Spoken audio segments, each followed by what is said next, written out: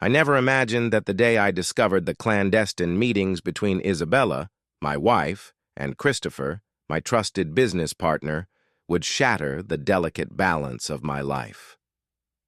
The late autumn rain pounded the city streets as I stood outside a deserted cafe, my heart heavy with disbelief.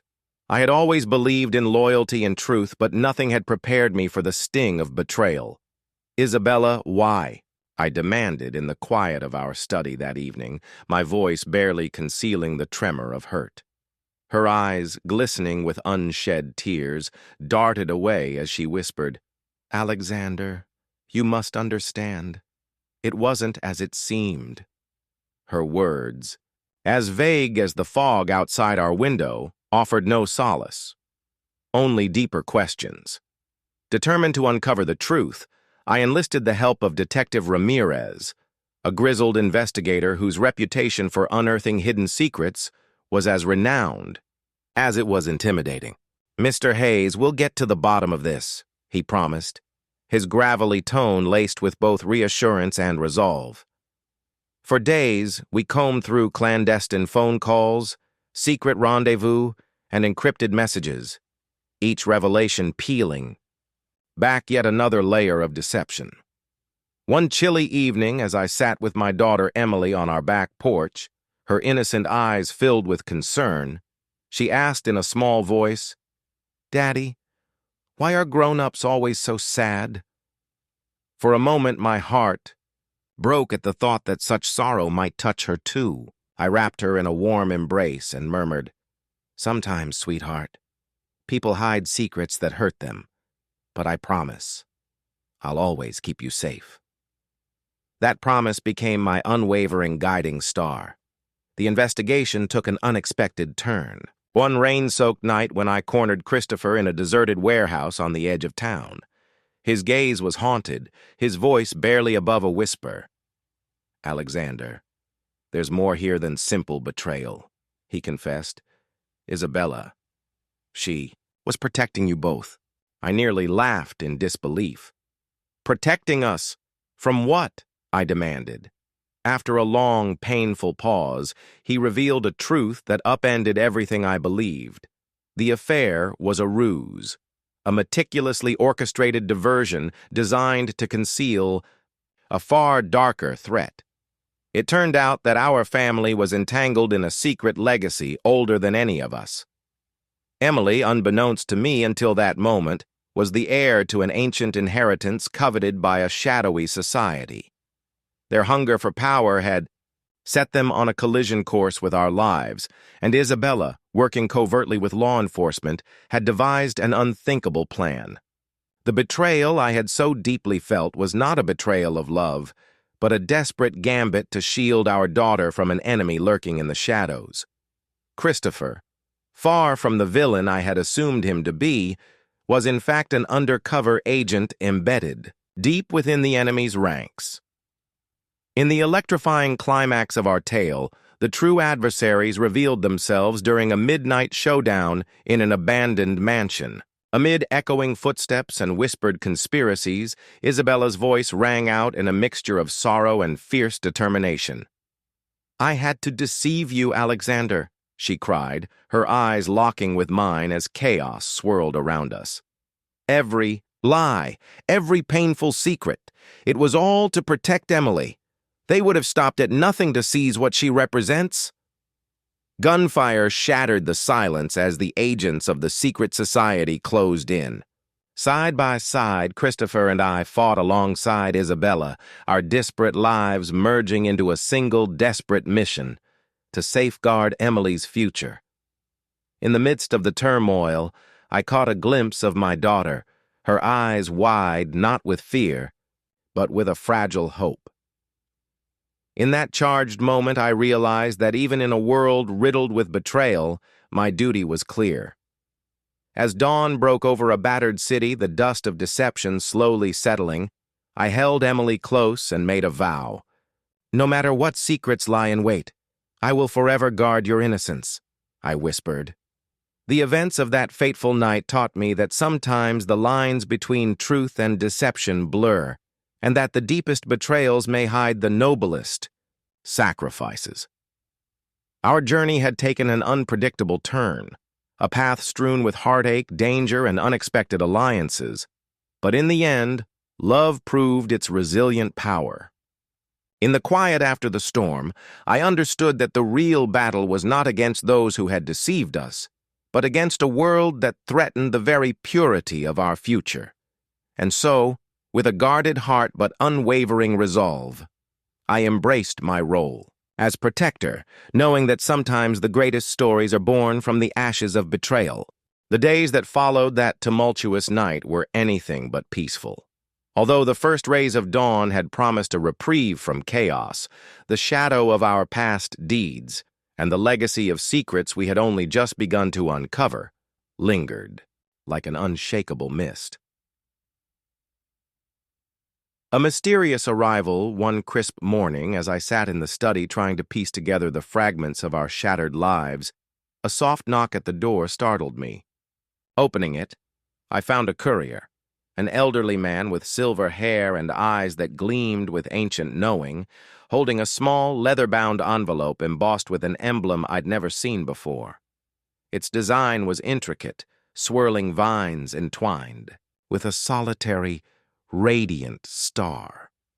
"Mr. Hayes," the courier said in a low, measured tone, "this is meant for you and your daughter. It comes from a time long forgotten, a covenant of protectors." I accepted the envelope with trembling hands and ushered him into the quiet parlor. There, amid the muted light, my daughter Emily and I carefully broke the wax seal. The letter inside was penned in elegant, looping script. "To the guardian of innocence, in you lies the spark of an ancient legacy. Emily is the last in a long line of custodians tasked with protecting the heart of Aurora, a power coveted by those who dwell in darkness.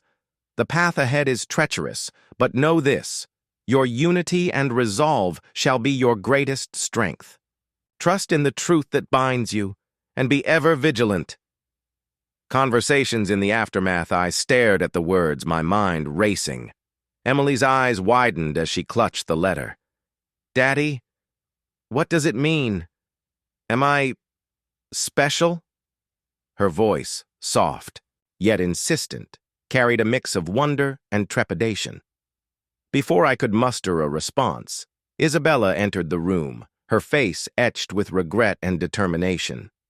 "Alexander," she began, her tone hushed and urgent, "I owe you an explanation, a truth that has been hidden for far too long."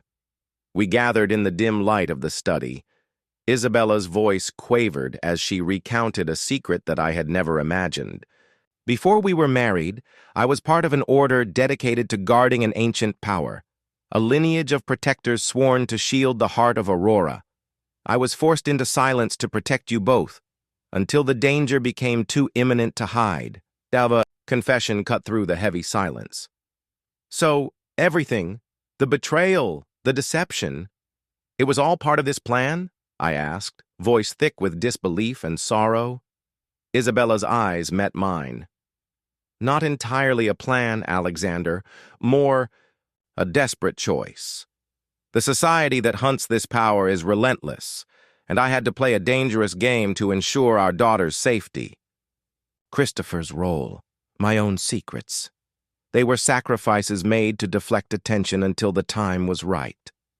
At that moment, Christopher entered the room, his face grave yet resolute. "There's more," he added. "Our investigation revealed that the Shadow Society has infiltrated far deeper than any of us feared. This covenant is ancient, one that binds us to a destiny of perpetual vigilance. We must now unravel the mysteries of the heart of Aurora if we are to stand a chance against those who seek to corrupt its power." A new quest unfolds in the following days, our once familiar world transformed into a labyrinth of hidden archives, coded messages, and clandestine meetings. Detective Ramirez, who had helped unravel the first threads of deceit, reappeared with further revelations. "I found references to the ancient order in documents dating back centuries," he confided, during one late-night rendezvous. There's a temple hidden beneath the old city ruins, rumored to house relics and knowledge of the heart's true power. Determined to secure Emily's future, we set off under the cover of twilight. The city's underbelly revealed secret passageways and guarded doorways as we navigated toward the fabled ruins. With each step, the air grew denser with mystery and the palpable weight of history. Emily, ever brave despite her tender years, whispered, "Daddy, I'm scared, but also excited. Am I really part of something so big?" Her question resonated within me as I replied, "You are the beacon of hope in this darkness, sweetheart. We'll face it together." The unexpected encounter in the heart of the labyrinthine ruins amid crumbling stone and echoes of a forgotten past, our path converged with that of another guardian. A hooded figure emerged from the shadows, his voice calm yet insistent. "I am Marcellus, keeper of ancient lore. The Covenant has awaited your arrival. But know this, the path ahead will test your resolve like never before." Before we could respond, a series of low, rhythmic chants began echoing through the vast chamber, and the temple walls flickered with a spectral light. Marcellus continued, "The heart of Aurora is not merely an object. It is a force that resides within the chosen one. Emily, your destiny is entwined with its power, and with it, the fate of many." The chamber fell into a heavy silence, as the enigmatic figure, whom we had come to know only as the Harbinger, stepped forward. His eyes, reflecting an inner storm of secrets and sorrow, scanned each of us before speaking in a measured, resonant tone. "Listen well," he intoned, "for the legacy you carry is not simply a relic of power, but a choice, a test of what you hold most dear." I exchanged glances with Isabella, whose haunted eyes betrayed a burden of untold years. Christopher's steady gaze and Detective Ramirez's wary presence formed a quiet alliance of souls bound by the same purpose. Marcellus, the keeper of ancient lore, lowered his hood, his weathered voice joining the Harbinger's. "The heart of Aurora has always demanded a sacrifice," he murmured. "Not of life, but of illusion." Before I could question further, the Harbinger continued, "Your family's betrayal, your hidden truths, each was woven into this tapestry of destiny. But now, the temple reveals its true nature." At those words, the ancient stones beneath us began to vibrate, and a deep, resonant hum filled the air. "Enough of riddles," I demanded, my voice echoing off the cold walls. "Who are you truly, and what fate do you impose upon us?" The Harbinger's mask of calm faltered ever so slightly, and he replied, "I am the keeper of the true covenant. Long have I watched as the deceivers manipulated the threads of your lives. The prophecy that binds the heart of Aurora was corrupted by those seeking power through division. Tonight, it calls for unity." Isabella stepped forward, her voice trembling yet resolute. "Unity? You speak of salvation, but at what cost? Every lie, every painful secret we endured, were they all necessary?" A low chuckle, almost sorrowful, emanated from the shadows. "Sometimes the greatest betrayals are but mirrors reflecting our deepest truths," the Harbinger said. "You believed your pain was inflicted by treachery. Yet, it was fate's crucible, forging bonds that could defy the encroaching darkness." As he spoke, the temple's spectral light intensified, revealing a hidden mosaic on the floor, a vast emblem depicting intertwined hearts and ancient runes. Marcellus knelt beside it, tracing the carvings with trembling fingers. "This is the Covenant's seal," he whispered. "It speaks of a power that awakens when love and sacrifice merge into one." At that moment, a sudden gust extinguished the flickering torches. In the ensuing darkness, a voice, soft, yet echoing with unearthly clarity, spoke directly to Emily. "Child, within you lies the true spark. Embrace your destiny and let the light guide you. Emily's small hand found mine, and in her wide, uncomprehending eyes, I saw both fear and a burgeoning resolve. "Daddy," she whispered, "I feel it, a warmth inside me, like a gentle fire. What am I meant to do?" Before I could answer, the harbinger knelt before her, his tone reverent. "Emily, the heart of Aurora is not a mere object. It is the embodiment of love, hope, and the sacrifices of generations. It has called out to you because you alone can restore balance. But know this, the final act requires a choice, one that will determine if this power becomes salvation or damnation." A murmur rose among us as the temple's runes flared, with a brilliant luminescence. Isabella's eyes filled with tears of regret and determination. "I hid the truth from you both to protect you, to prepare you for this moment," she confessed, her voice barely audible above the hum. "Every secret, every painful lie was meant to lead us here." Christopher's hand rested on my shoulder. "Alexander, we stand at a crossroads. Our investigation has uncovered layers of deception, but it has also revealed the unity of our purpose. The enemy we face is not only the dark society that hunts us, it is the corruption that has long poisoned our legacy." The harbinger's gaze shifted to me, as if weighing my soul. "Guardian," he addressed me with unexpected tenderness, "you have carried the weight of betrayal and anger, yet you have also shielded your daughter with unwavering love. That is the true power of the heart. But now you must choose. Will you let your past define you, or will you embrace a future where every sacrifice forges a bond unbreakable by darkness?" A profound silence enveloped us as the ancient seal pulsed before our eyes. With every heartbeat, the temple seemed to breathe, waiting for Emily's answer. In that critical moment, as if guided by an inner compass far beyond her years, Emily closed her eyes. A soft glow radiated from her chest, intertwining with the pulsating light of the mosaic.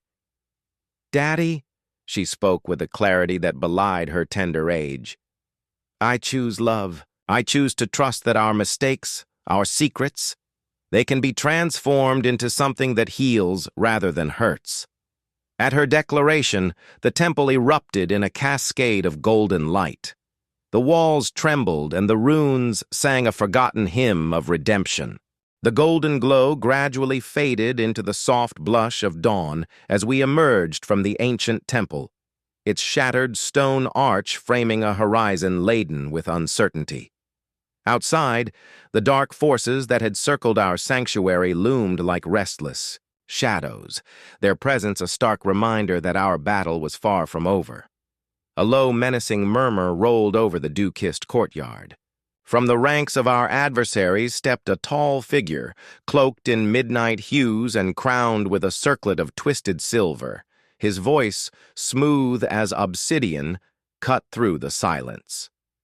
"Guardians of the heart, you have awakened forces that slumbered for centuries," he declared, eyes glinting with a predatory light. "I am Lucienne, once a custodian of this ancient covenant, now its chosen herald of its darker destiny." I stepped forward, my voice resolute despite the tremor of fatigue and lingering betrayal. "Lucienne, we did not seek your summons. Our path is one of unity and protection, not destruction." Lucienne's smile was thin and cold. "Unity? Look upon your daughter," he said, nodding toward Emily, whose luminous aura still shimmered with the light of the heart. "That spark is both a blessing and a curse. It is the fulcrum upon which the balance of our world teeters.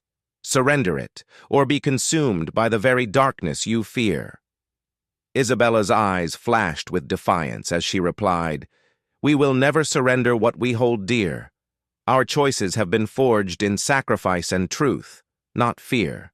From the periphery, Christopher and Detective Ramirez exchanged solemn glances, both understanding that this confrontation was more than a simple clash. It was a reckoning with our own buried legacies. Detective Ramirez, voice low but unwavering, added, "The covenant was meant to protect, not to enslave. The true power lies in the purity of our hearts." A legacy. Unfolding as the tension mounted, the ancient mosaic beneath our feet began to shift once more. The runes flared in a brilliant interplay of light and shadow, casting spectral images of our ancestors, guardians who had faced their own betrayals and heartbreaks. One figure, cloaked in regal vestments, stepped forward in our collective vision and spoke in a voice that resonated deep within our souls. "Long ago," the vision intoned, "the guardians of the heart of Aurora were divided. Some succumbed to despair and vengeance, while others chose the path of forgiveness and unity. Today, you stand at that very crossroads. The legacy is not simply inherited, it is earned through sacrifice, trust, and love." Emily, her small hand gripping mine, looked up with wide, determined eyes. "Daddy," she whispered, "I'm not afraid. I know what I must do." I felt my heart surge with both pride and sorrow. In that fleeting moment, I realized that the betrayal I once endured had been a catalyst, a painful, winding road that led us to this exact point of destiny. I recalled all the whispered secrets, the hidden investigations, and the quiet sacrifices made in the name of protection. Each piece of our fractured past had prepared us for this ultimate test. Lucian's gaze hardened as he interjected, "Do not be naive. The power within Emily can either mend the fractures of our world or shatter them beyond repair. There is a ritual, an ancient rite, that must be performed to unlock its true potential. But it requires a sacrifice from one who is both a guardian and a betrayer." A stunned silence fell. My mind raced. Was he suggesting that I, Alexander, must atone for sins I never fully understood? Isabella stepped closer, her voice tender, yet resolute. "We all carry our burdens, Alexander. Perhaps the time has come to confront the shadows within ourselves." Christopher, his tone grave, remarked, "This is the moment where our past converges with our future. The choices we make now will ripple through the ages. Lucien, if you speak of sacrifice, then let it be the sacrifice of the false self that has haunted us all." Lucien's eyes shimmered with a mixture of admiration and malice. "Very well," he conceded slowly. "If you are prepared to embrace the truth of your lineage, then the rite shall commence. The rite of revelation in the center of the courtyard, where the light and darkness met in a delicate dance. The ancient mosaic flared once more. Marcellus, emerging from the temple's depths, began to intone incantations in an archaic tongue. His voice wove through the air, drawing forth images of old, of guardians who had risen and fallen, of betrayals that birthed hope, and of love that triumphed over despair. Under the weight of ancient magic, I found myself standing before a crystalline altar that had materialized from the very earth. Its surface pulsed with an ethereal rhythm, echoing the steady beat of my own heart. Lucian stepped forward, placing a dark, ornate dagger in my hand. "To sever the ties of old betrayals, you must first acknowledge them. This dagger is not a weapon of malice, but a key to unlocking the truth within you." As the first steps toward the sealed citadel echoed on the mountain path, our collective resolve hardened despite the growing uncertainty. We pressed forward, each step an act of defiance against the lingering shadows of our past. Into the veil of regrets at dusk, the mountain pass narrowed into a labyrinth of ancient stone corridors. The messenger's warning still rang in our ears. A guardian's inner turmoil was to decide the citadel's fate. In the dimming light, our conversation wove between cautious strategy and heart-to-heart revelations. "Alexander, detective," Ramirez began quietly, his voice laced with the weight of confession and hope. "The mural we saw, your face among the guardians, suggests your destiny was written long before our betrayals. Perhaps your inner scars are keys to unlocking this citadel. I met his gaze with a mix of apprehension and determination. I've spent years battling the echoes of betrayal. It seems the pain was not my undoing, but my forging. Isabella squeezed my hand, her eyes shining with both sorrow and unwavering resolve. "We must face the secrets of our past to move forward," she said, her tone firm yet gentle. Emily, her youthful voice steady despite the heaviness of the moment, added, "I've seen visions of this place in my dreams. It's as if the citadel calls to me, asking us to confront everything we fear." Christopher, whose once hidden loyalty now shone like a beacon, interjected, "Our journey is more than a quest for relics. It's the pursuit of truth, and only by accepting every part of ourselves can we break the barrier that seals the citadel." Sudden Guardian's challenge, just as our conversation reached a hopeful crescendo, the ancient stone doors of the citadel groaned open to reveal a lone figure draped in twilight. His eyes, deep and sorrowful, regarded us with an inscrutable expression. "I am Aemon, the appointed guardian of this threshold," he declared in a resonant tone that seemed to echo from ages past. "Only those who have reconciled the darkness within can cross into the heart of our legacy." Aemon's challenge was clear. Before we could unlock the secrets within, each of us must confront a manifestation of our own inner shadows. The corridor ahead shimmered and twisted, transforming into a mirror of our deepest regrets and untold fears. "Step forward and face what you have long denied," Aemon intoned. "For the citadel judges not by the strength of your arms, but by the courage of your hearts." I swallowed hard, feeling the weight of destiny upon me. "Then we have no choice but to face ourselves," I murmured, determined. Isabella nodded, her voice trembling yet resolute. "For every secret we hide, every lie we once believed, must be laid bare so that the true legacy of the heart may shine forth." A personal reckoning, one by one, the corridor revealed visions that chilled and enlightened us. I saw a reflection of my younger self, naive yet fiercely determined, a man who once believed in unyielding loyalty but was later betrayed by those he trusted most. In that moment, I confronted not just the sting of betrayal, but the bitterness that had begun to harden my heart. Isabella, too, faced her own specter, a reminder of the choices that had haunted her soul.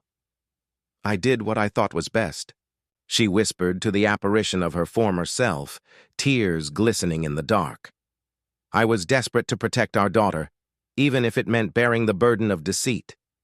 Even Detective Ramirez's guarded demeanor melted away as he confronted a memory of his own abandonment of duty, a legacy of guilt that had followed him like a shadow. "I failed once," he admitted, voice thick with remorse. "But I will not fail again." Emily, though young, saw visions of a future fraught with choices. A spectral voice urged her to choose between the light of hope and the allure of forbidden power. With a steady voice that belied her age, she declared, "I choose love, and I choose us." Christopher's challenge was the hardest to confront.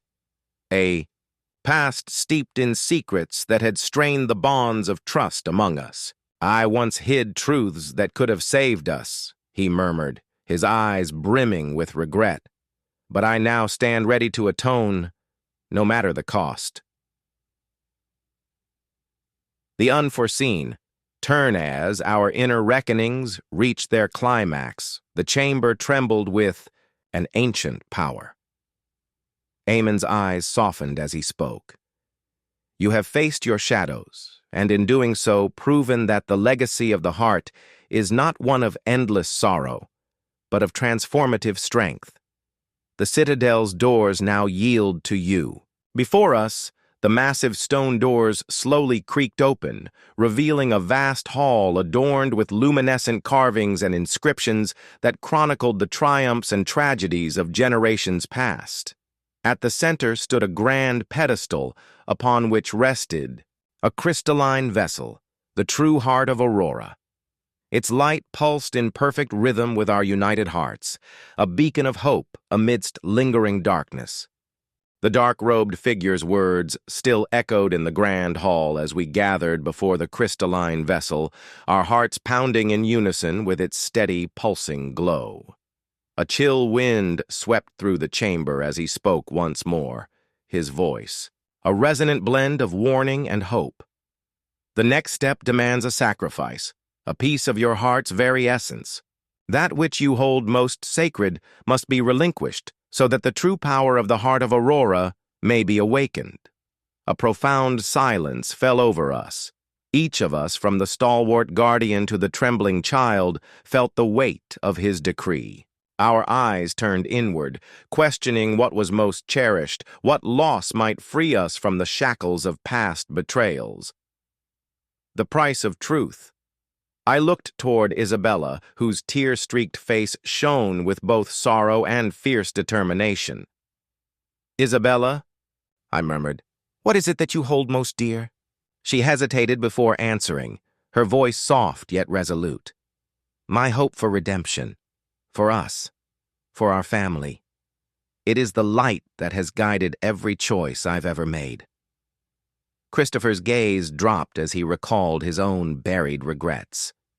I once concealed truths that might have saved us," he admitted. "Now I must let go of that guilt if we are to move forward." Detective Ramirez, ever the stoic investigator, confessed in a gravelly tone, "I carry the pain of past failures, a burden I must cast aside to reclaim my honor." Even young Emily, with the innocent wisdom that belied her years, spoke in a tremulous whisper. "I hold dear the promise of love and unity. I don't want our family to ever feel fear again." And then, as if compelled by an inner force greater than our doubts, I realized the truth. I had been imprisoned by the bitterness of betrayal. For too long, I'd guarded my daughter with a hardened heart, a heart that had forgotten the warmth of forgiveness. With trembling resolve, I stepped forward and produced from within a small, battered locket, the last remnant of a life before betrayal, a symbol of all that I once believed in. "This locket," I declared, my voice echoing across the sacred hall, "contains my memories of trust and love. I offer it as my sacrifice, the end of a chapter marred by hurt, and the beginning of one bathed in hope. The rite of unburdening." With all eyes fixed on the crystalline vessel, the dark-robed figure extended a gloved hand. "Place your offering upon the pedestal. Let the sacrifice merge with the light, transforming your anguish into strength." One by one, each of us stepped forward. Isabella placed a small, intricately carved pendant, her token of hope, next to my locket. Christopher contributed a weathered journal, filled with confessions and remorse, and even Detective Ramirez offered a faded photograph of a promise long broken. At last, little Emily, guided by a quiet courage, pressed her small palm against the cool surface of the vessel, leaving behind an imprint of pure, untainted light. A shudder ran through the hall as the crystalline vessel began to shimmer with an ethereal brilliance. The symbols carved in ancient stone along the walls flared, their luminous energy intertwining with our offerings. The dark-robed figure's stern features softened as he intoned, "Your sacrifices, each a fragment of your most sacred self, have been received. Through your willingness to let go, you have transformed betrayal into redemption, sorrow into strength." The vessel's light expanded, cascading over us in a torrent of radiant energy. In that breathtaking moment, I felt the heavy chains of past betrayals shatter, replaced by a liberating warmth that reached deep into the marrow of my soul. The luminous glow spread like a healing balm, uniting our fragmented pasts into a tapestry of resilience and love. A new dawn as the light receded, the hall revealed itself anew. The ancient carvings now depicted a single interwoven design, a symbol of unity transcending the divisions of history. The dark-robed figure stepped back, his eyes glistening with an unspoken benediction. "You have embraced the truth that the heart of Aurora demands," he pronounced. "Yet remember, while sacrifices pave the path to redemption, the journey ahead will challenge you still. True power lies not in what you lose, but in what you choose to become." In that charged silence, I gathered Isabella's hand and drew Emily close. Christopher and Detective Ramirez stood resolute at our side, each of us forever altered by the weight and wonder of our shared sacrifice. As we stepped out of the ancient hall into the nascent light of dawn, I realized that our destiny was no longer defined by betrayal or secrecy. It was written in every courageous act of letting go, in every choice to embrace love over fear. Looking into Emily's bright eyes, I whispered, "Today, we become the guardians not only of a legacy, but of hope itself. Our journey continues, and with it, the promise that every wound can heal, every betrayal redeemed." We emerged from the Citadel's protective embrace into a world that seemed both renewed and disturbed, a realm in which the boundaries between light and shadow had been redrawn. The first tentative steps along the winding mountain path were filled with a bittersweet mixture of hope and trepidation. The dawn's reckoning, as the cool morning air brushed against our faces. The radiant energy of the heart of Aurora still thrummed within us, a pulse that united our hearts, but also sent ripples of change across the land. The birdsong, once jubilant, now faltered into cautious notes. A strange hush had fallen over the valley, as though nature itself sensed that something monumental had shifted. "Do you feel it?" Isabella asked softly, her eyes scanning the horizon as she clutched my hand. I nodded, still marveling at the transformation that had taken place within our souls. "The light we kindled here, it resonates far beyond these ancient walls." Christopher, ever vigilant, pointed toward a distant village nestled in the valley below. "There, if that's not the hand of destiny guiding us, then I don't know what is. I've heard murmurs among travelers, whispers of a dark tide rising where our light has been unleashed." A village on the edge of twilight, our journey led us down a rugged path where the land bore the scars of unspoken conflicts. As we approached the village, we were greeted by a scene of quiet devastation. Homes were shuttered, and villagers moved with wary steps under a sky heavy with gathering clouds. An elderly woman, her eyes reflecting a lifetime of hardship and wisdom, stepped forward from a small group. "You bear the mark of the heart," she murmured, her voice trembling yet resolute. "I am Maela, a keeper of ancient lore. Long have we awaited the day when the Covenant's power would awaken, and with it, the reckoning of our world." Maela led us to a modest gathering hall where frightened villagers recounted a night of terror. Strange figures emerging from the forest, shadows that whispered curses, and an overwhelming sense of foreboding. In hushed voices, they spoke of a new enemy, a force stirred from the depths of ancient memory, bent on reclaiming the power we had released.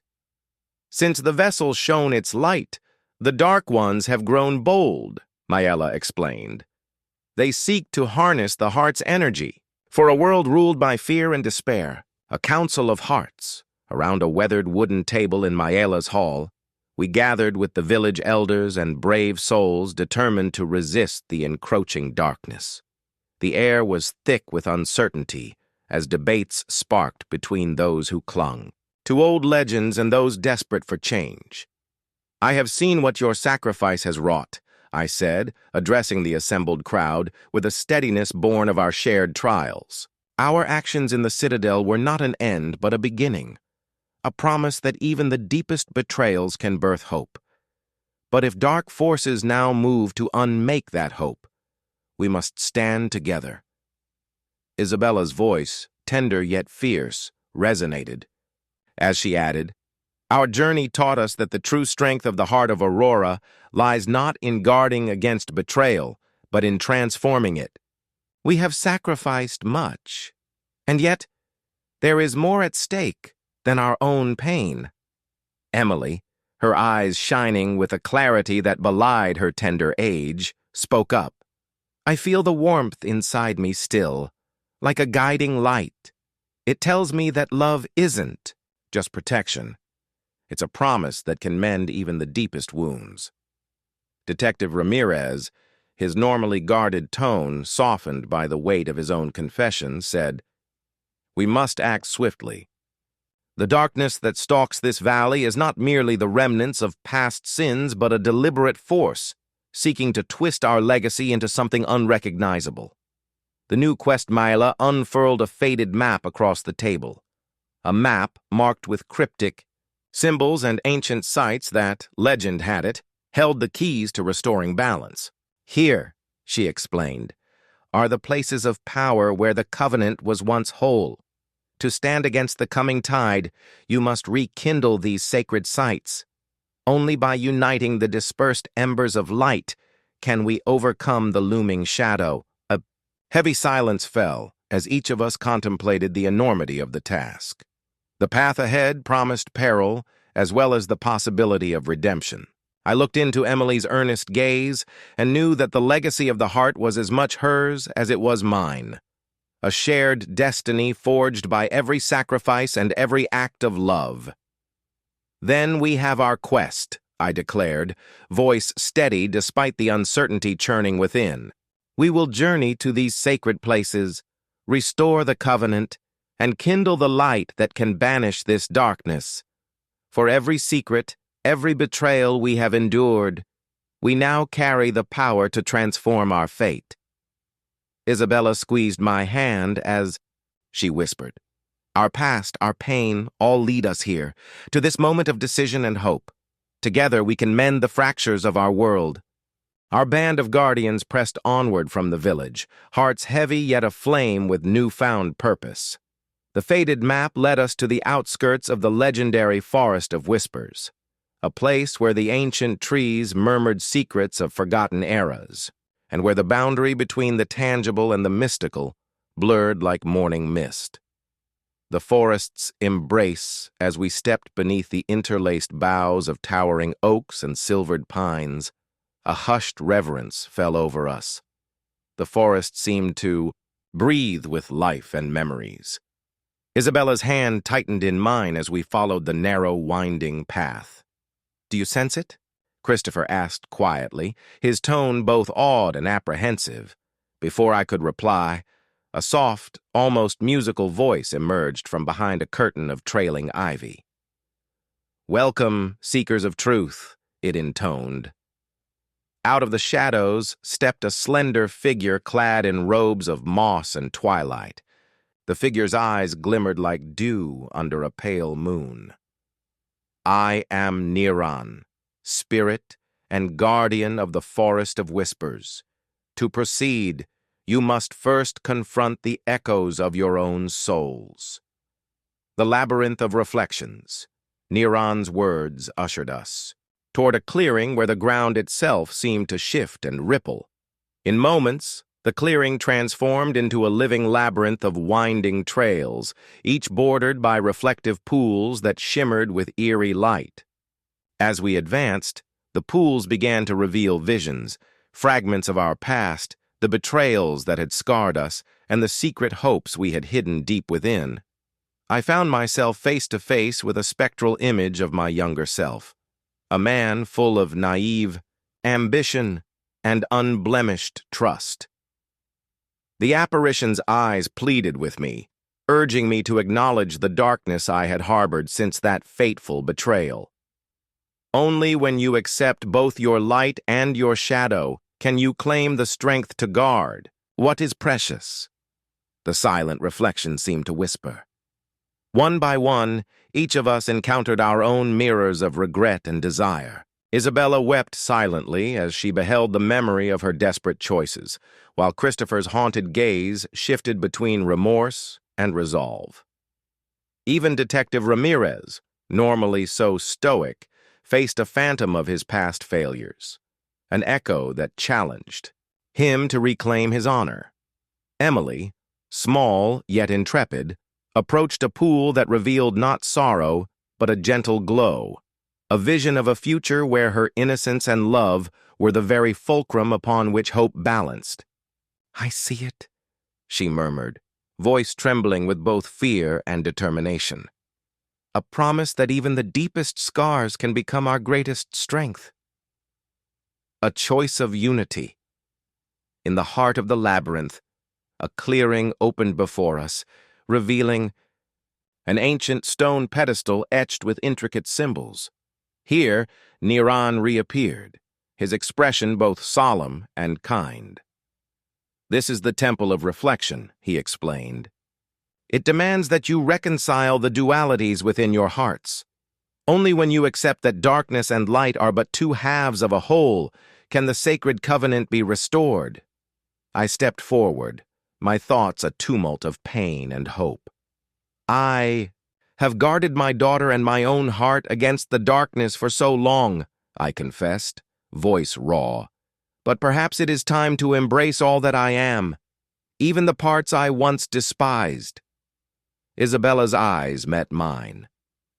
"Our sacrifices were never meant to erase the past, but to transform it," she said softly.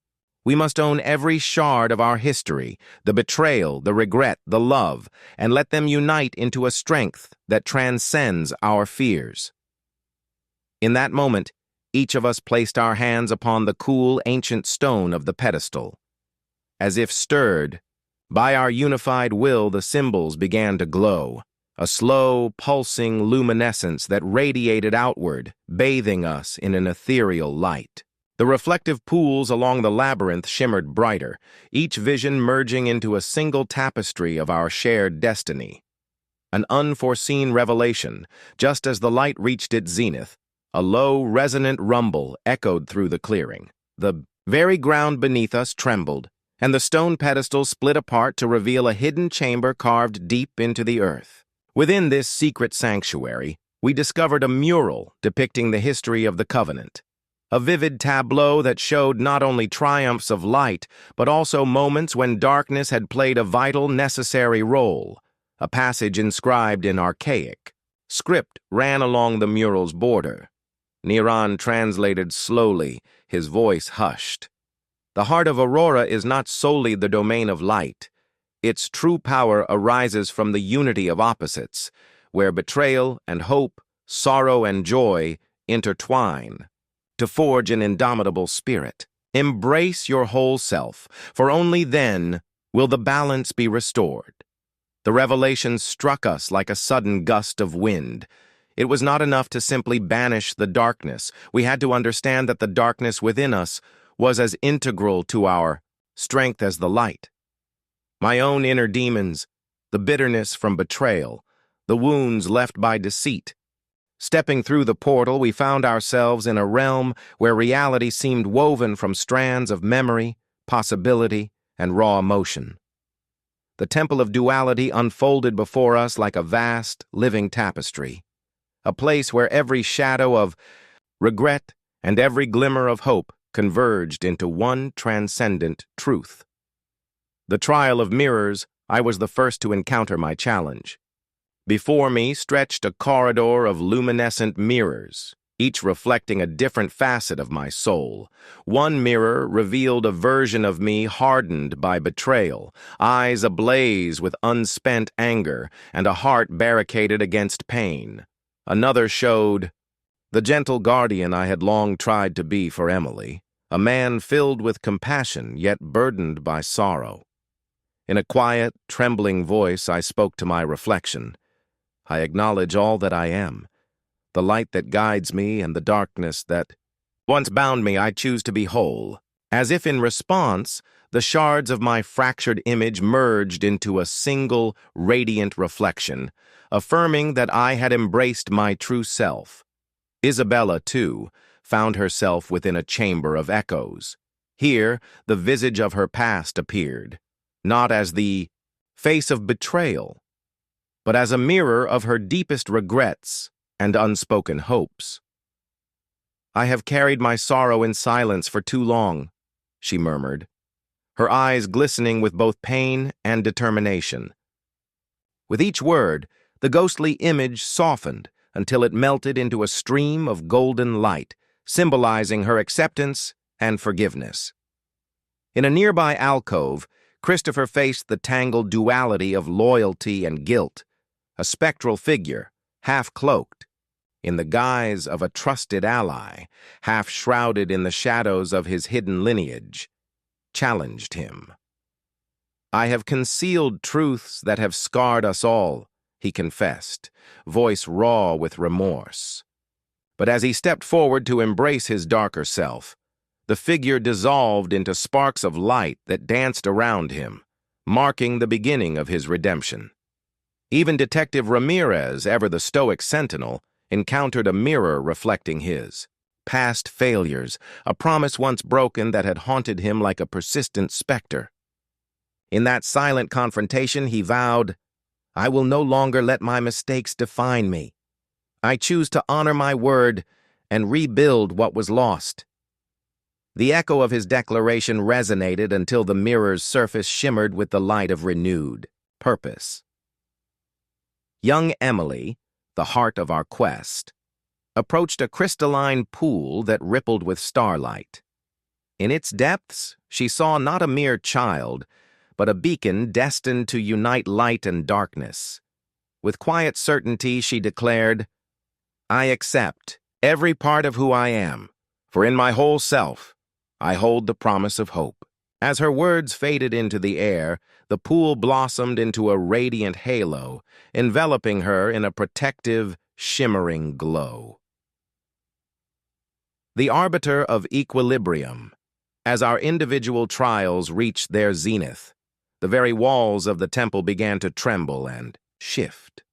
The corridor of mirrors gave way to an expansive, celestial chamber where the colors of twilight and dawn intermingled in perpetual harmony.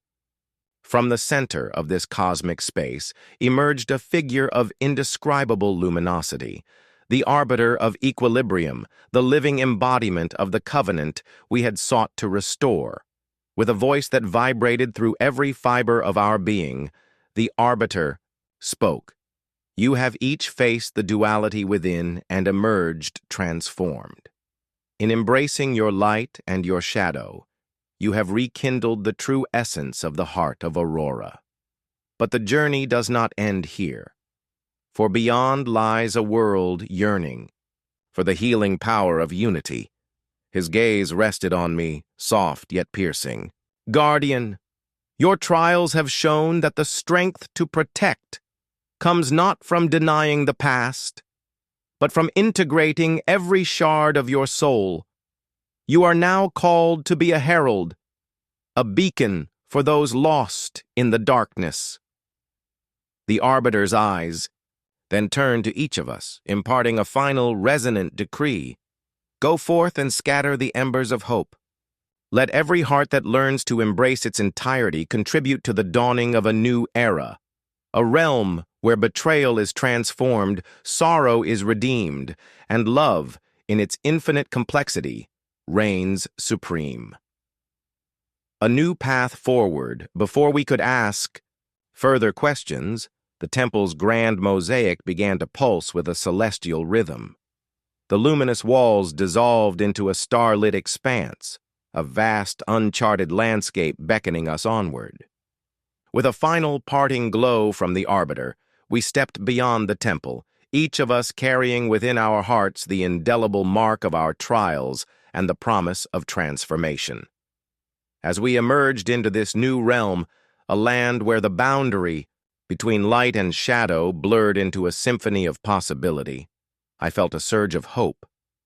The scars of betrayal had not defined us, Instead, they had paved the way for a rebirth of spirit.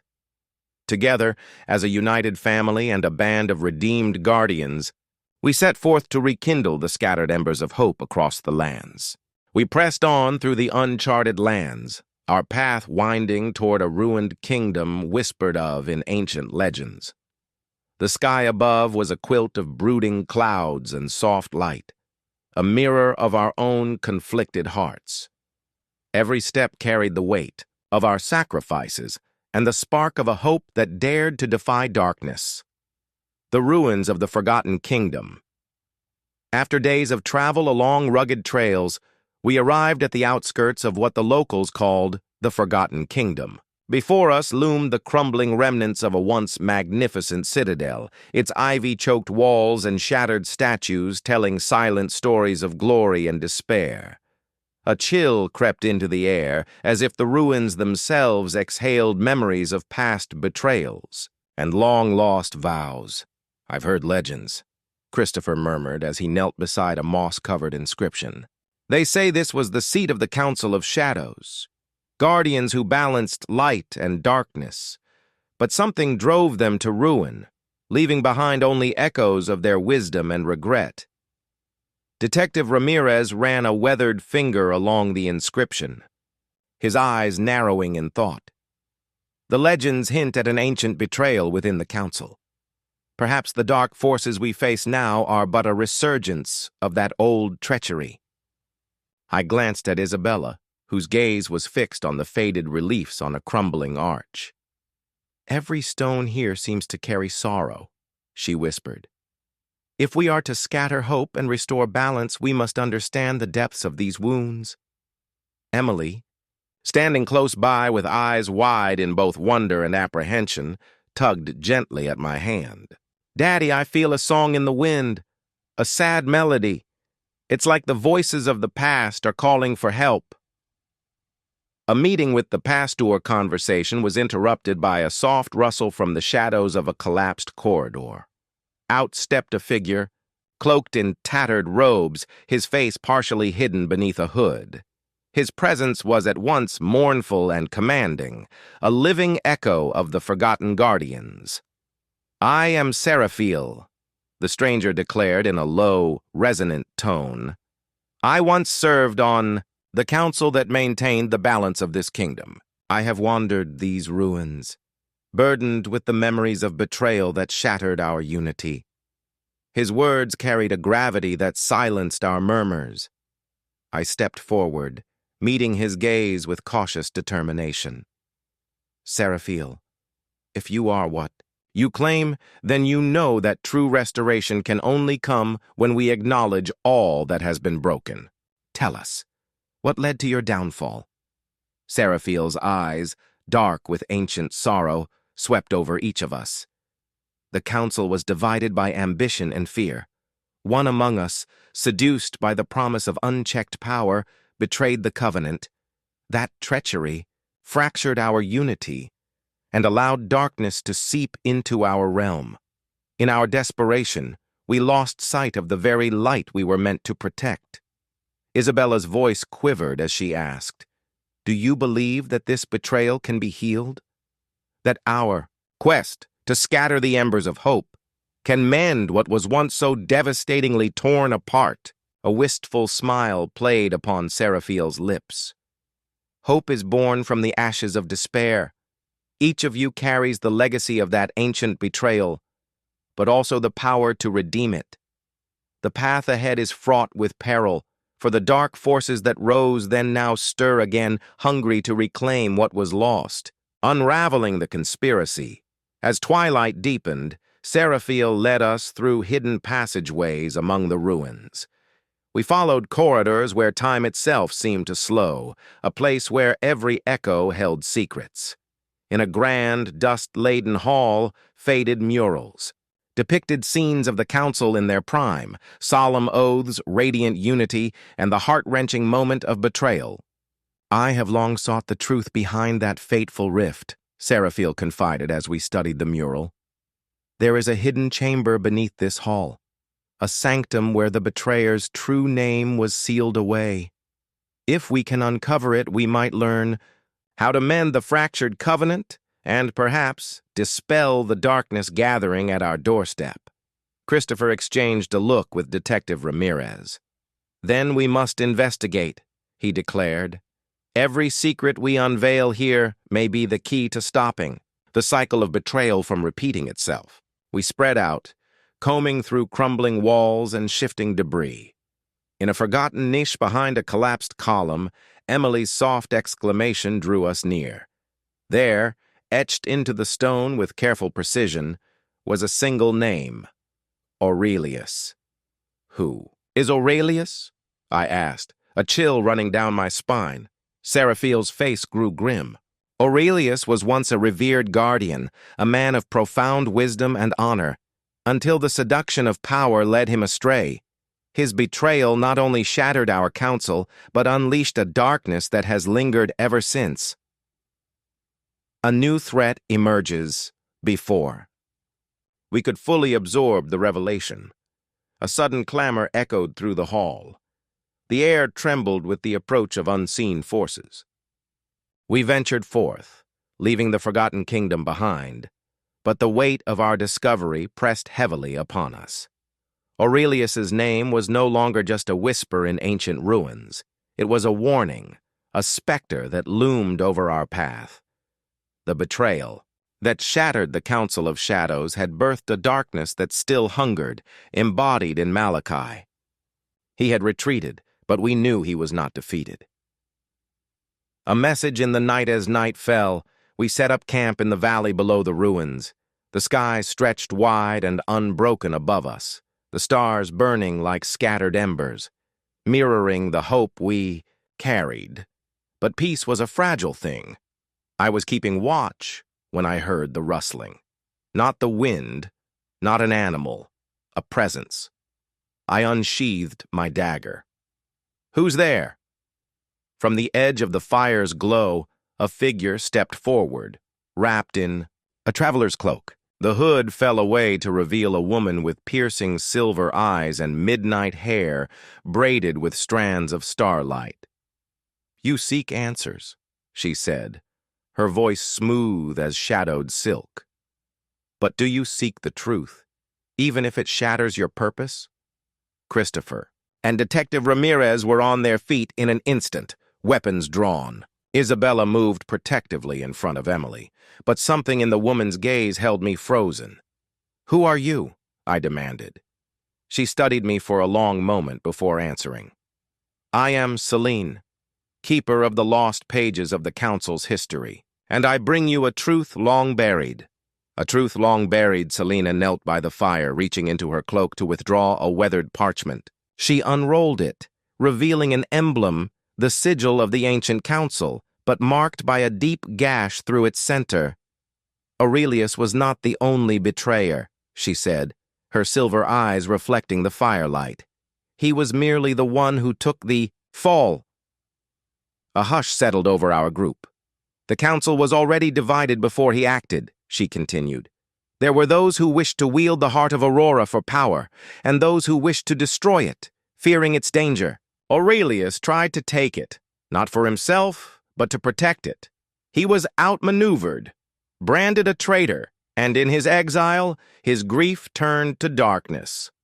That is the truth Malachi clings to." A heavy silence followed. If what she said was true, then history had been twisted. We were not just fighting a villain's heir, we were walking into a war between those who had rewritten the past and those who sought vengeance for it. Christopher frowned, folding his arms. "And why tell us this now? If Aurelius was a pawn, who was the real mastermind?" Celine hesitated before answering. "There is a name lost to time, whispered only in the oldest of shadows, one who never died, who has waited in the dark for the right moment to reclaim the power they were denied." She leaned in, her voice barely a whisper. "The unseen one." Shadows stirring, a gust of wind sent embers spiraling into the night. The very air around us seemed to shift. I felt it. The weight of unseen eyes, a presence lurking just beyond our reach. Then, From the darkness came a slow, deliberate clap. Malachi. He stood at the edge of the firelight, his obsidian armor gleaming in the flickering glow. But he was not alone. Shadows swirled behind him, forming figures, hooded, faceless, their outlines shifting like smoke. "You dig where graves should remain undisturbed," Malachi said, his voice laced with amusement. "But perhaps that is for the best. I was going to let you fumble in ignorance, but now you are finally worthy of knowing the truth." He stepped closer, the firelight casting long, dark fingers over his face. "The unseen one does not wait. They are already here." The ground trembled beneath us. Then, from the heart of the night, a voice emerged, deep, resonant, and ancient. "Children of the broken past, your time has come." The shadows erupted around us. The battle for the future begins. Everything happened at once. The hooded figures surged forward, their forms twisting as if they were not entirely of this world. Malachi raised his hand, and darkness funneled toward him, gathering into a blade of obsidian fire. Selene leapt to her feet, her cloak whipping around her as she unsheathed twin daggers. "Run, if you wish to live," she shouted. But we did not run. Christopher and Ramirez moved first, meeting the shadowy figures head-on. Ramirez's blade sliced through one, only for it to dissipate and reform, laughing in a voice that did not belong to it. I lunged toward Malachi, meeting his blade with my own. The force of his strike sent sparks into the air. "You fight for the wrong cause," I growled. "You don't have to be their pawn." His smirk was sharp as a knife. "And yet, here I stand, while you flail in the dark." Then something shifted. Emily, standing at the center of it all, her small hands raised. The same glow that had shielded us in the ruins now pulsed stronger, pushing back the encroaching darkness. The unseen one's voice hissed through the air, filled with rage. "Into the abyss." The night stretched hollow and endless after Emily vanished. The darkness that had swallowed her left an unnatural stillness in its wake. My daughter, my light, was gone, stolen into the clutches of a being even the shadows feared. Dropped to my knees where she had stood, my fingers clutching the cold earth. The world around me blurred, sounds distorting as rage and anguish clashed in my chest. Isabella was shaking beside me, her eyes vacant with shock. Ramirez turned away, his jaw clenched tight as though physically restraining his grief. Christopher's, hands curled into fists, his face twisted in barely restrained fury. And Selene, who had held so many secrets, knelt down beside me. Her silver eyes flickered with something I couldn't name. "She is not lost," she said quietly. "But the path to retrieve her will cost you everything." I lifted my head, my voice hoarse with fury. "Then tell me what I have to do." Selene hesitated. "The unseen one did not simply take her," she murmured. "They chose her. That means she holds something they desire, something powerful enough to tip the balance." I swallowed down my grief, forcing myself to think. "Then we take the fight to them, wherever they are, however deep I have to go." Malachi had said the real game was beginning. Fine. I would play, and I would win. The gate of Shadow Selene led us away from the battlefield before dawn. Malachi had vanished, his army retreating like whispers in the wind. But this was not a victory. This was a beginning. We trekked through treacherous lands, past forests with roots twisted like gnarled fingers and rivers that whispered in forgotten tongues. Each step brought us closer to the edge of the known world, to the place where the realms of light and shadow bled together. At last, we arrived at the Gate of Shadows.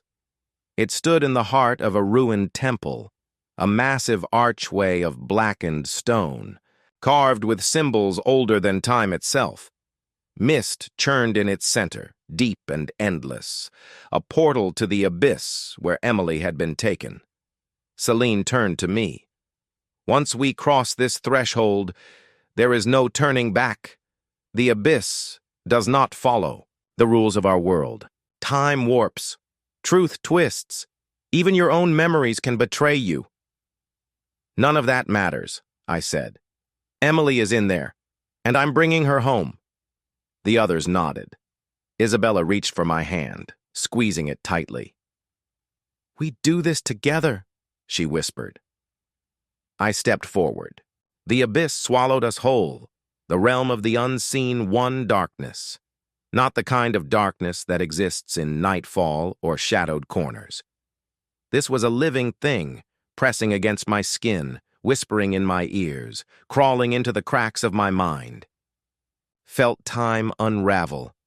I was falling and standing still at the same time. I was alone.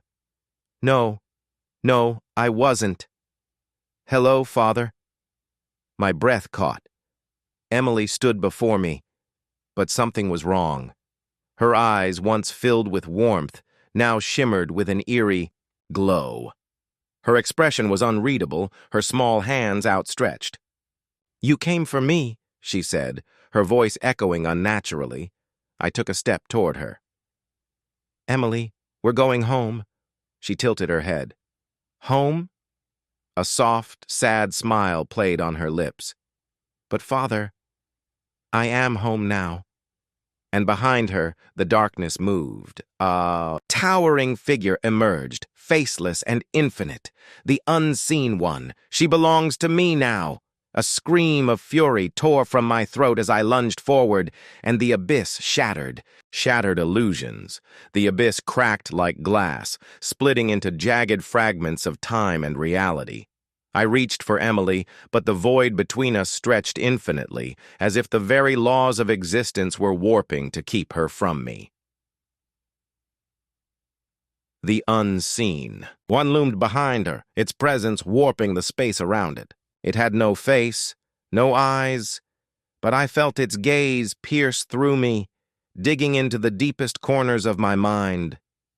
"You cannot take what is already lost," it murmured, its voice an eerie symphony of whispers. I clenched my fists. "She is not lost." My voice was raw with fury. "She is my daughter, and I will tear this entire abyss apart to bring her back." Emily took a step forward, her bare feet hovering just above the fractured ground. But her expression was wrong. A serene stillness, a knowing look that a child should not possess. "You don't understand yet, do you?" she said softly.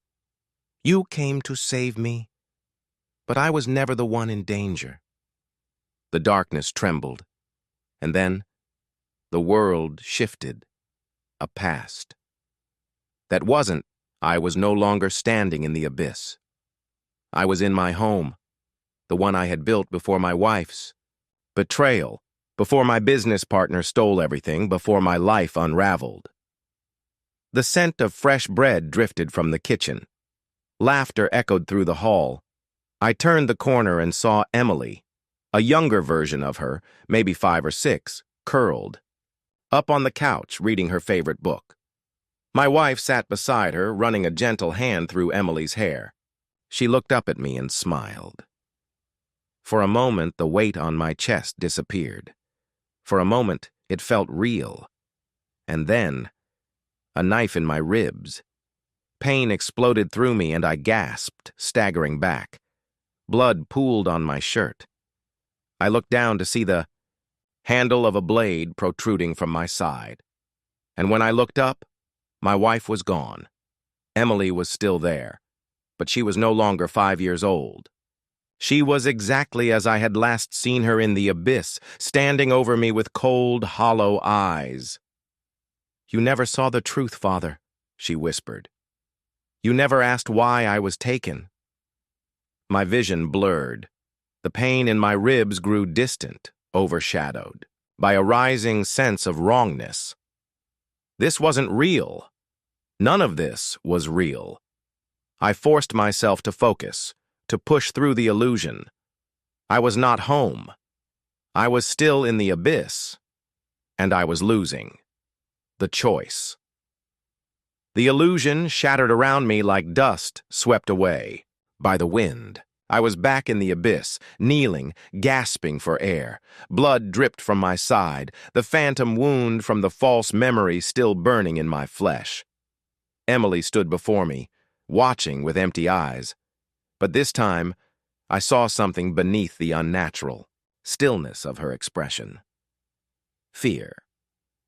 The unseen one moved behind her, its presence thick as smoke. It whispered in a language older than time itself, and I felt its will pressing against my mind. You came to take her, but she was never yours to claim. She belongs to the abyss now. She is its heir. I gritted my teeth. That's a lie. But Emily hesitated. She turned slightly, just enough that I could see the faintest flicker of doubt in her expression. That was all I needed. I reached forward, grabbing her wrist. Emily, listen to me. Her breath hitched. You are my daughter, I said, my voice steady despite the abyss pressing against me. You are not theirs. Her fingers twitched, and for the first time, the shadows around her pulled back. The unseen one shifted.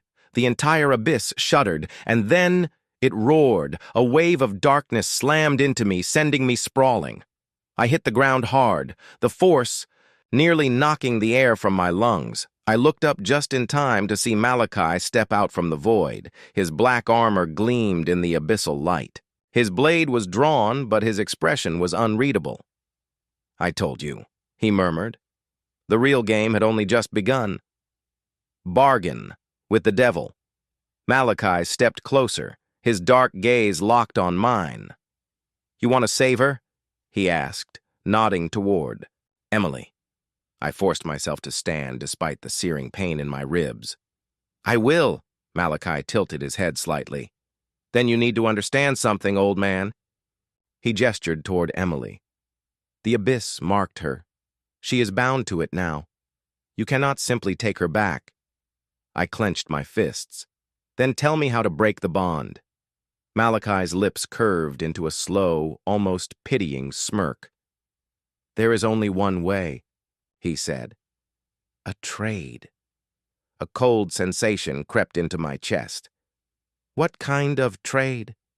Malachi's eyes darkened. A life for a life.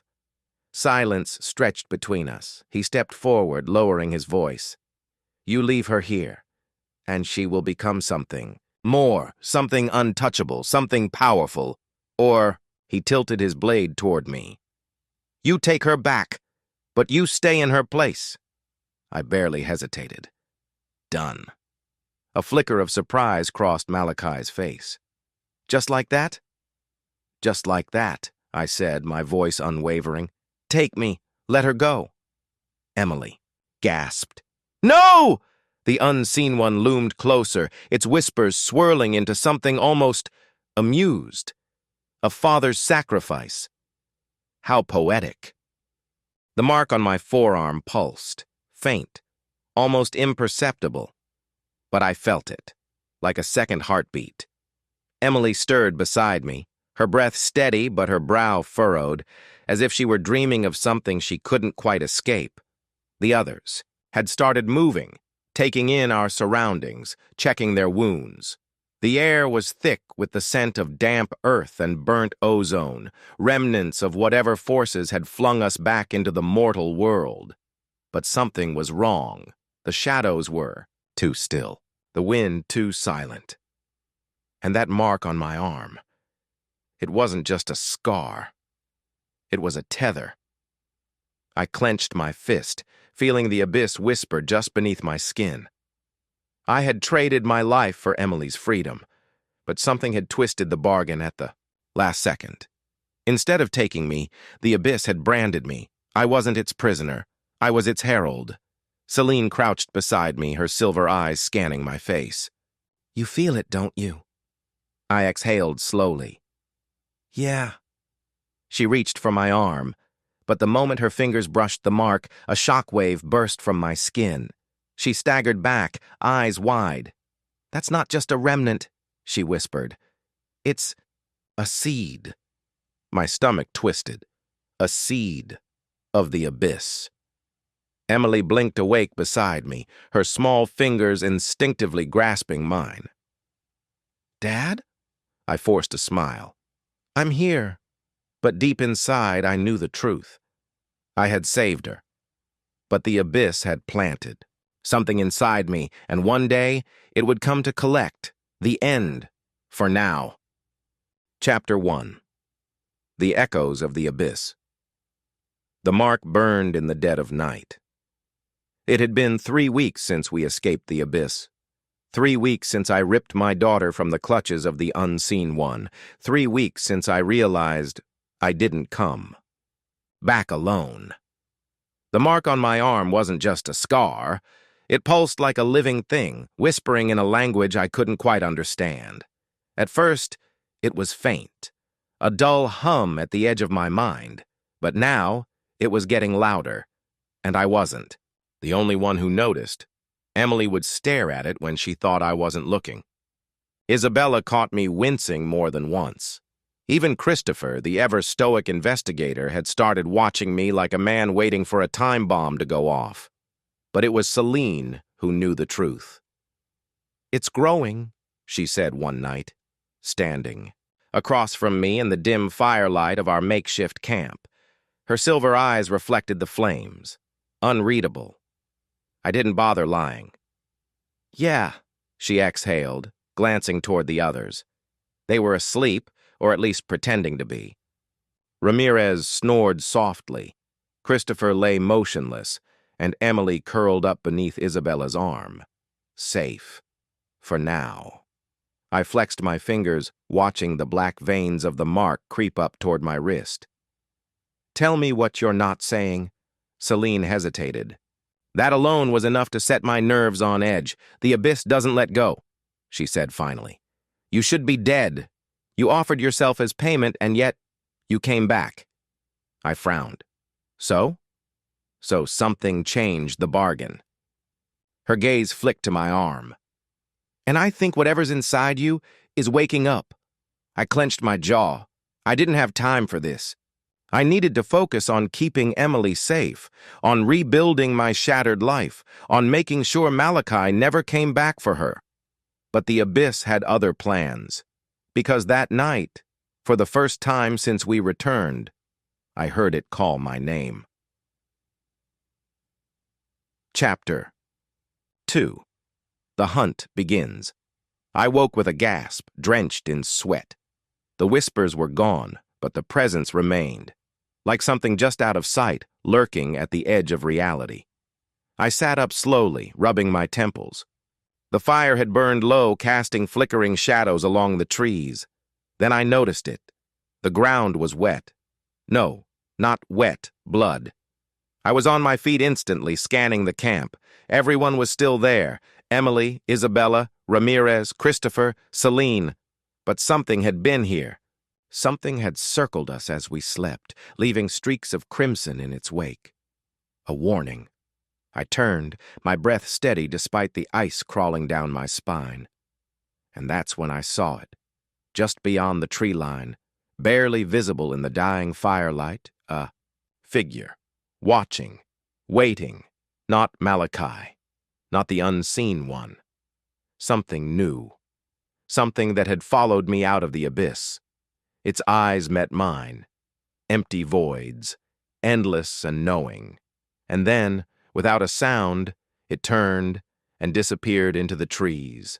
Celine's voice was quiet behind me. "You saw it, didn't you?" I nodded. Her hand brushed the hilt of her dagger. Then it started. I didn't ask what. I already knew. The abyss was hunting me, and this time, I wasn't sure I could outrun it.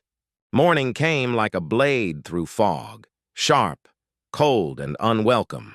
The others woke one by one, oblivious to the figure I had seen watching us in the night. But the scent of blood hadn't faded. Ramirez was the first to notice. He crouched near. The tree line, running his fingers through the crimson-streaked dirt. "This ain't fresh," he muttered. "But it ain't old either." Christopher frowned. "Animal?" Celine shook her head. "No, this was a message." Emily stayed close to Isabella, her small hands curled into fists. She hadn't said a word since waking up, but she didn't need to. I could feel it, her fear, her confusion, the lingering weight of what she had escaped from. I put a hand on her shoulder. "We'll keep moving." No one argued. We packed up in minutes, leaving no trace of our camp behind. But as we stepped into the forest, I couldn't shake the feeling that we were walking straight into a trap. The attack came at midday. 1 second, the woods were silent. Too silent. Then a shriek split the air, an inhuman wail that sent ice through my veins. The shadows moved, not like something was hiding in them, but like they were alive. Then it came, a creature, unlike anything I had ever seen. It stepped from the darkness like it had been carved from the void itself. Humanoid, but wrong. Its limbs were too long, its fingers ending in blackened claws that dripped with something thick and slow. Its face, God. Its face. It had no mouth. No nose. Just a gaping void where its eyes should have been, and yet when it looked at me, it spoke. "You should not have returned." The whisper crawled through my skull, not heard but felt. Then it lunged. I barely had time to react before it was on me. I hit the ground hard, rolling with the impact. Its claws slashed down, missing my throat by inches. Celine was faster. She moved like lightning, her dagger flashing in the dim light. The blade struck the creature's side, sinking in, but instead of bleeding, the thing shuddered, like the wound meant nothing, like it wasn't truly here. Isabella fired 2 shots, point blank. The creature jerked, but it didn't fall. Emily screamed, and something inside me snapped. The mark on my arm burned, a searing, unnatural heat. Before I could think, before I could question it, I moved. Instinct took over. My hand shot out, not toward a weapon, not toward the creature's throat, but toward the abyss itself. And the abyss answered. Black tendrils ripped from my fingers, striking the creature mid-lunge. It screamed, not in pain, but in recognition. It knew what I was, and it was afraid. The moment of hesitation was all I needed. Celine moved, slashing again, this time across its neck. The wound held. The creature staggered, and then it collapsed into dust. Silence. I stood there, panting, my arm still humming with whatever dark energy had surged through it. The others stared at me. No one said a word. No one had to. Because we all knew the truth now. I wasn't just being hunted by the abyss. He was becoming it. Chapter 4. A deal with the devil that night. No one spoke of what had happened. We kept moving, not stopping until exhaustion forced us to make camp. Even then there were no words, just stolen glances, unspoken questions hanging heavy in the air. Emily stayed close to me, but I could feel it, the hesitation. She was afraid of me. Celine was the first to break the silence. "We need to talk." I looked up. She sat across the fire, her silver eyes unreadable. The others pretended not to listen, but I knew they were hanging on every word. I sighed. "Go on." She leaned forward, voice low. "That thing, it wasn't just some stray horror from the abyss." I already knew what she was going to say. "It was sent for you," I murmured. Celine nodded. "The abyss doesn't just mark people, it claims them. And what you did back there?" She gestured toward my arm. "That wasn't just survival." I swallowed hard. "What was it then?" Her expression darkened. "You didn't just fight that thing." She paused. "You commanded it." The words hit like a hammer. I clenched my fists, feeling the faint echo of the power still lingering beneath my skin. The abyss had touched me, and now it was waiting. Celine exhaled. "We need to find Malachi." The name sent a wave of rage through me. "No." "It's the only way." "No," I said again, sharper this time. "We are not going back to him. He's the only one who can tell us what's happening to you." I stood, pacing, trying to push back the fury rising in my chest. Malachi had been a traitor, a liar, a monster. I wasn't going to crawl back to him for answers, but then I saw Emily. She sat silently, watching me. Not afraid, not confused, just waiting. Like she already knew what I would decide. I closed my eyes, and I knew Celine was right. If I wanted to stop what was happening to me, if I wanted to protect Emily from whatever was coming, I would have to make a deal with the devil, who betrayed me. Malachi had the answers, and I was going to find him, even if I had to tear through the abyss itself to do it. The road to Malachi was paved in shadows and corpses. 2 days passed since the attack, and the mark on my arm grew worse. At night, I could feel something pulling at me, like an invisible thread tightening around my soul. The others noticed.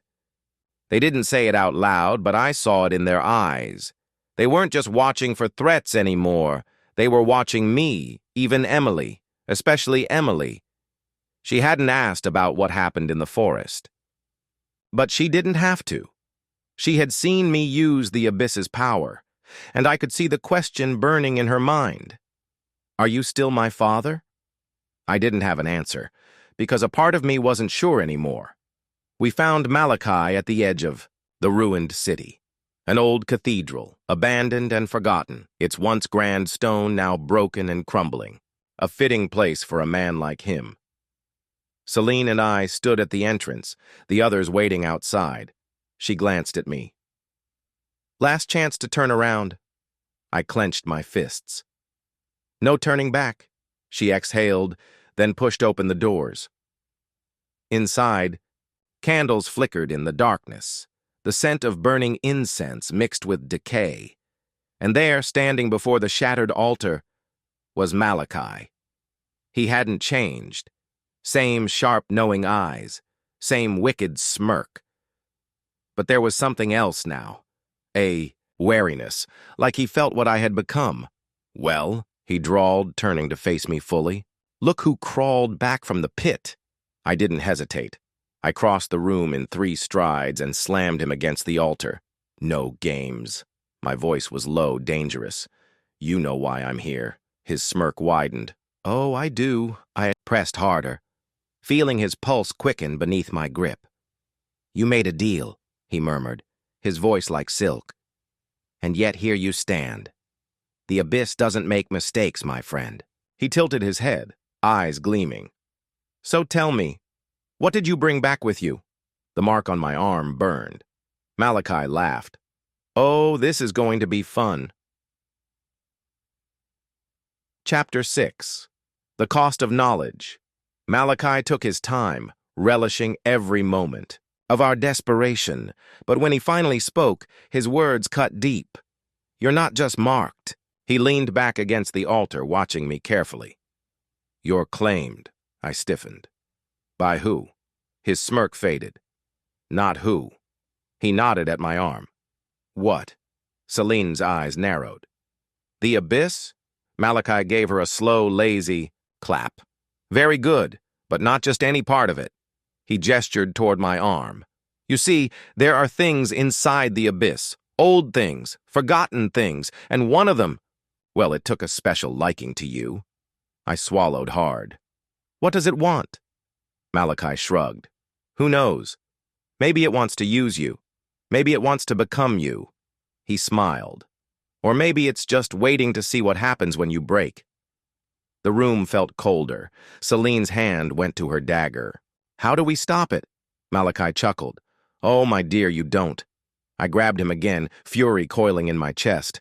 "Then tell me what I need to do." He studied me for a long moment. Then finally, he sighed. "There is one way," he admitted. But it won't be easy, and it won't be clean. I forced myself to stay calm. What is it? Malachi's eyes darkened. You have to go back. The words slammed into me like a fist. Celine tensed. That's not an option. Malachi smirked. It's the only option. I shook my head. I barely survived the first time. Malachi's gaze flickered to my arm. And yet, you came back changed. His voice was quieter now, almost curious. The abyss didn't take you. It chose you. I clenched my fists. I won't let it take me again, he leaned in. Then you better pray you can control what's already inside you. The mark pulsed, and somewhere, deep in the abyss, something laughed. Chapter 7. The warning, we left the cathedral with more questions than answers. Malachi hadn't lied. If I wanted to stop this, I would have to face it. The abyss had left a piece of itself inside me, and if I didn't act fast, it would consume me. But something else lingered in my mind. As we reached the outskirts of the city, Emily pulled at my sleeve.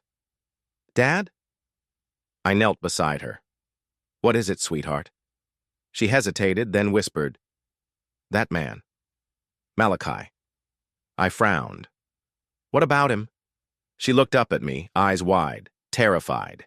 He wasn't lying. A chill ran down my spine. Emily had always been different, sensitive to things most people couldn't see. And if she was this afraid, then Malachi's warning was worse than I thought. I pulled her close, pressing a kiss to her forehead. I won't let anything happen to you. She didn't say anything. She just held on tighter, and deep inside, the abyss stirred. It wasn't finished with me. Not yet. That night, I didn't sleep. Emily's words haunted me. He wasn't lying. The way she had said it, soft but certain, unsettled me in a way nothing else had. Because she had seen something in Malachi's warning that I hadn't. Or maybe, deep down, I had. And I just didn't want to admit it. The others tried to sleep, but the tension was thick. Celine sat with her back against a tree, her dagger in her lap, while Ramirez muttered quiet prayers into the night. Isabella and Christopher took turns keeping watch. And me? I just stared at the mark on my arm. Black veins curled beneath my skin, shifting ever so slightly like ink in water. The abyss was moving, changing. I flexed my fingers, and for a split second, just a moment, I felt something else move back. A presence, a pulse, like the abyss was breathing through me. I clenched my fist, pushing it down. Not yet. Not now. But the truth was becoming harder to ignore. I wasn't just marked. I was becoming something else. And soon, the others would notice. Morning came too soon. We packed up quickly, moving deeper into the ruins. The city had once been alive, towering buildings, streets bustling with life. Now it was a graveyard. No birds, no insects, just silence. Bad place, Ramirez muttered, fingers tightening around his cross. Christopher nodded. Feels like something's watching us. It was. I could feel it. Celine stopped ahead, raising a hand. Tracks, she murmured. I crouched beside her, deep impressions in the dust. Something heavy had been moving through here. Recently. Then I noticed the shape, not human, not entirely. Whatever this is, I said, rising to my feet, it's not alone. Isabella's jaw tightened. Neither are we. We pressed on, weaving through the ruins. Every alleyway, every broken building felt like a waiting trap. And then Emily froze. Her small fingers tightened around mine. Dad. I turned, instinct, kicking in, just as the shadows shifted. Chapter 9. The Abyss. Answers. They came without a sound. One moment, the alley was empty. The next, they were there, tall, skeletal figures wrapped in black, their eyes voids of nothingness. They moved wrong, not walking, but gliding, as if the laws of the world didn't quite apply to them. I counted 5. No. 6. No. More. They stepped from the cracks in the world, from the places light couldn't reach. And every single one of them had their eyes on me. Selene drew her blade. Isabella raised her gun. Ramirez whispered a prayer. But I already knew. This wasn't a fight we could win. "You do not belong here." The voice wasn't spoken. It crawled into my skull. The lead figure took a step forward. Its body rippled, shifting like it was barely holding its shape together. The debt remains unpaid. The mark on my arm burned. I gritted my teeth. I never agreed to a debt. The creature tilted its head. Then slowly, it smiled. A twisted, inhuman thing. A mouth stretching too wide, too deep. "And yet, you are ours," Emily screamed.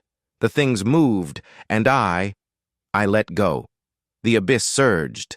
Black tendrils erupted from my arm, lashing out before I could even think.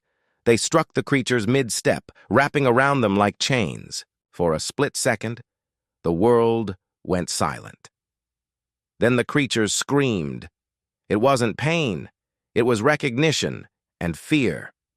Selene staggered back, eyes wide. Isabella muttered a curse. Christopher gripped his weapon, uncertain, because I wasn't just fighting the abyss. I was using it. The tendrils tightened, and the creatures began to break. They didn't bleed. They didn't die. They simply ceased to exist. One by one, they vanished into the void, until nothing remained.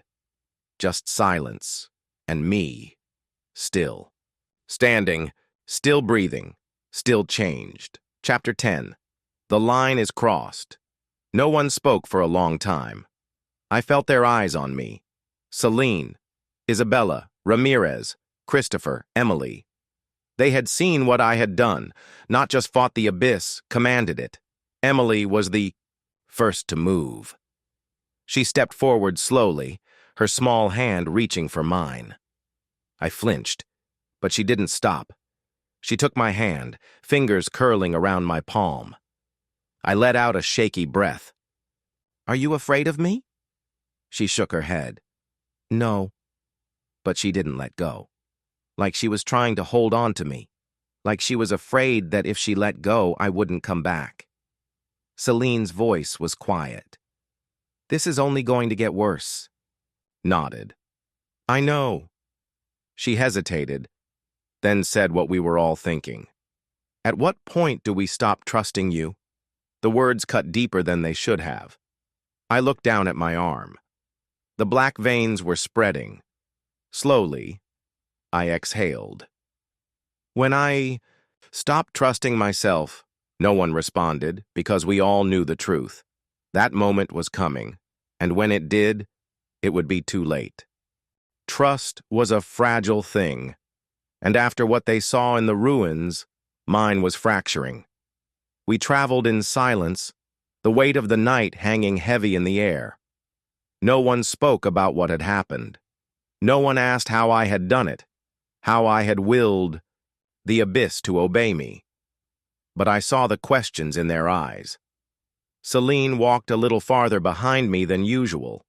Christopher kept his weapon within reach, even in the stillness of the morning. Isabella avoided looking at my arm altogether, and "Emily?" She still held my hand, but her grip was tighter now, like she knew something was coming, like she could feel it, the same way I could. The abyss wasn't done with me, and soon, neither would they be. By dusk, we reached the valley of Black Hollow. Town abandoned decades ago, its streets overgrown, its buildings sinking into the earth like forgotten graves. It was a place people whispered about, but never dared to enter, because those who didn't return. Christopher exhaled sharply. Of all the God-forsaken places, Ramirez made the sign of the cross. "We shouldn't be here." Selene was already moving. "We don't have a choice. but I barely heard them, because the mark on my arm was throbbing, and in the distance, past the ruined buildings, past the shattered roads, something was waiting for me. Chapter 12. The Offer. The town was wrong. The air felt too thick. The ground too soft. Shadows clung to the walls like they had been painted there. And the silence? Unnatural. No wind, no distant echoes, just stillness. Emily shivered beside me. Dad, something's... Her voice cut off. Not by choice, by force. Shadow detached itself from the wall and stepped forward, not gliding, not creeping, walking, slow, deliberate. And then it spoke. You should not have come here. The others tensed, hands flying to their weapons. But I knew that voice. I had heard it in the abyss. I stepped forward. Who are you? It smiled, and I realized. It had my face. The thing wasn't human. Not anymore. It looked like me, but its skin was too pale, its eyes too dark. Like something had worn my shape but didn't quite know how to fit inside it. You are unraveling, it said softly. I swallowed hard. I'm still here. It smiled wider. Too wide. For now. The others didn't move, didn't breathe. Celine's voice was careful. What is that? The thing turned its hollow eyes to her. A possibility. I clenched my fists. Why are you here? It tilted its head. To make you an offer. Something cold wrapped around my spine. You are strong, but not enough. Not yet. The thing took a step forward. Let us in. The mark burned. And we will make you unstoppable. Chapter 13. The line in the sand silence. Then, no. The thing blinked, like it hadn't expected that answer. Like it hadn't prepared for it. No. It repeated. I took a step forward. You heard me. The air shifted. The town groaned. The thing's face twisted. Mockery, curiosity. Then, a shame. It lunged. Darkness rushed me. But this time, I was ready. The abyss answered. I didn't summon it. I didn't control it. It simply moved. Black tendrils lashed from my arm, colliding with the creature mid-strike. The ground shook. Shadows screamed. And then, the world fractured. For a split second, I wasn't in Black Hollow anymore. I was somewhere else, somewhere deep, somewhere that saw me. And in that moment, I realized the truth. The abyss wasn't just hunting me. It was watching, waiting to see what I would become. And for the first time, I wasn't sure I knew the answer.